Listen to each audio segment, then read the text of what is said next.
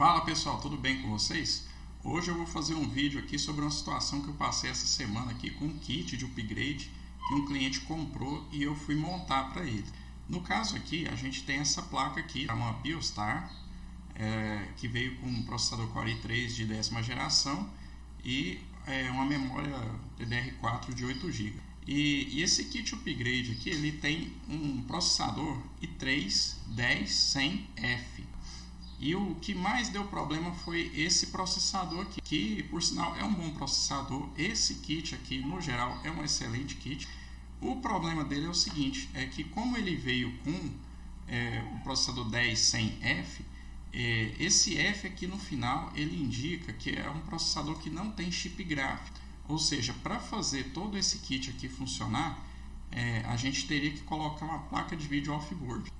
Até aí não tinha problema, porque o cliente tem uma placa de vídeo do outro computador que ele tinha, e como ele quer apenas para ter mais, só para duplicar o vídeo, então aquela placa de vídeo já daria conta do recado ali, já pode servir, apesar dela ser um pouquinho mais antiga. Aí você me pergunta, Bruno, essa placa-mãe, ela já não vem com duas saídas de vídeo? Eu respondo sim. Tá, ela vem aqui com HDMI e vem com VGA. Porém, o cliente ele optou por comprar esse i3 10100F porque ele fica bem mais em conta do que se fosse um processador Core i3 com chip gráfico. Então ele quis economizar um pouco, isso aí é normal, justificável, tá? E como ele quer só para duplicar o vídeo, né, só para ter dois monitores, porque é um computador de escritório, então tá normal. A plaquinha dele eu acho que é uma GeForce 210, uma bem simplesinha mesmo, só para duplicar o vídeo. Então ele achou esse kit aqui, tá num preço muito bom, aí ele adquiriu. Porém, a hora que chegou esse kit, eu fui montar, eu coloquei a plaquinha dele aqui, né, a placa off-board, depois o processador, as memórias, e a hora de ligar ele não dava tela. Ele, nesse caso aqui em específico, ele dava 8 bips, né? E primeiro dava um bip mostrando que a placa ligou e depois vinha com a sequência de 8 bips, né? E olhando no código aqui na internet, isso indica com relação a essa placa que ele não identificou o vídeo. Então, ou seja, apesar de eu ter colocado a placa de vídeo aqui, ele não estava identificando o vídeo. Então o que foi feito? Isso depois de pesquisa e tal, eu verifiquei que nesse caso aqui, o que eu poderia fazer para essa placa-mãe da tela? Eu teria que pegar um processador emprestado, né? Ou então adquirir tanto faz, um processador de 10ª geração que coubesse nessa placa, podia ser um Celeron, um Pentium Dual Core, um Core i5, tanto faz, qualquer um que tenha chip gráfico. Eu colocaria ele temporariamente nessa placa, aí no caso aqui eu fiz até um esqueminha, aí eu teria que vir, por exemplo, se for nessa placa aqui, né? Então eu tenho que pegar um processador que tenha chip gráfico nessa placa temporariamente, aí eu tiro a placa de vídeo off-board, ligo aqui na placa on-board, entro na BIOS, tá? Aí tem a opção de boot, aí tem a opção de CSM e eu habilito. Então, aí, quando eu habilito esse CSM, ele vai entender que eu coloquei uma plaquinha de vídeo mais antiga, né? E ele vai automaticamente já buscar o vídeo pela placa de vídeo off-board. Então, ou seja, se você for comprar esse kit e tiver nessa mesma situação, que você tem uma plaquinha de vídeo mais antiga e quer aproveitar ela para colocar nesse kit mais novo, tenha em mente que você vai ter que fazer esse procedimento.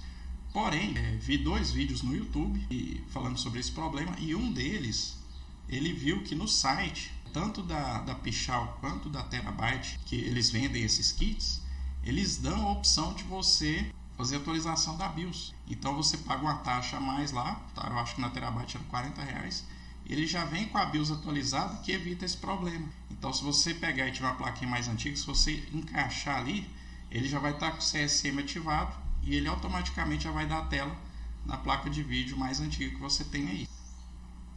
E isso não acontece só nessa placa aqui da Biostar, ela acontece também na da Gigabyte. Você pode ver aqui que o chipset é praticamente o mesmo, um é o H510 e o outro é o H410. Geralmente esses números aqui depois da marca da placa indicam o chipset. E tem também Gigabyte com chip 510 também. Então você vê que eles compartilham muito, né? Apesar de serem marcas diferentes, eles compartilham muito de alguns chips, né?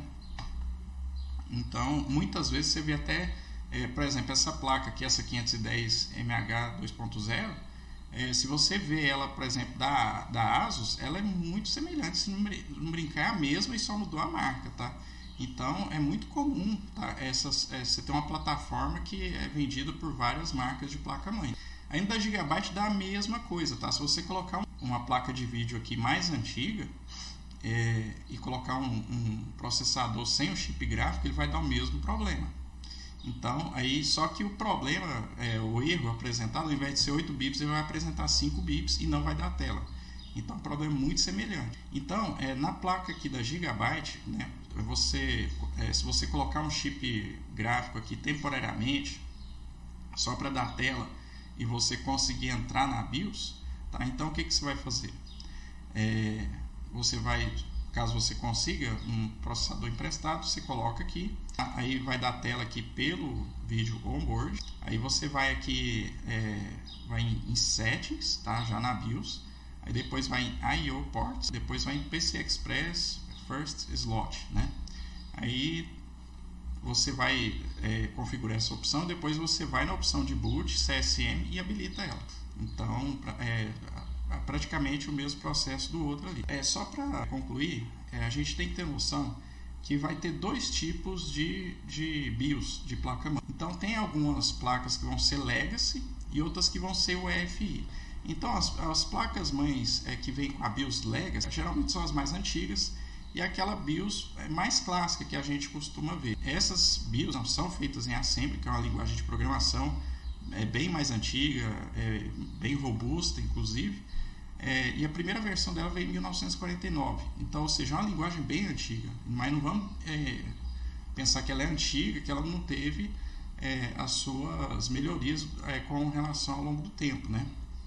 Então, certamente vieram compiladores mais modernos, tal, e é uma linguagem muito usada até hoje, tá? Apesar de ser antiga, é muito usada até hoje. E já as outras placas que são compatíveis com a BIOS UEFI, essas placas elas já vão aceitar essas placas de vídeo mais novas. Então, se você tem uma placa de vídeo mais nova, eu tenho algumas referências mais a seguir, mas se ela for uma placa de vídeo que já vem compatível com as BIOS UEFI mais modernas, você não vai precisar habilitar o CSM para ela funcionar, tá? Ela funciona automaticamente porque ela já é compatível com as BIOS de modelo UEFI, que é uma BIOS mais moderna, tá? É diferente da BIOS Legacy, que é desenvolvida em Assembly. Ela já é desenvolvida na linguagem C, tá? Que é uma linguagem mais moderna. Ela foi desenvolvida em 1972, já há 50 anos que ela foi desenvolvida, mas é a mesma coisa, ela nunca parou de evoluir, tá?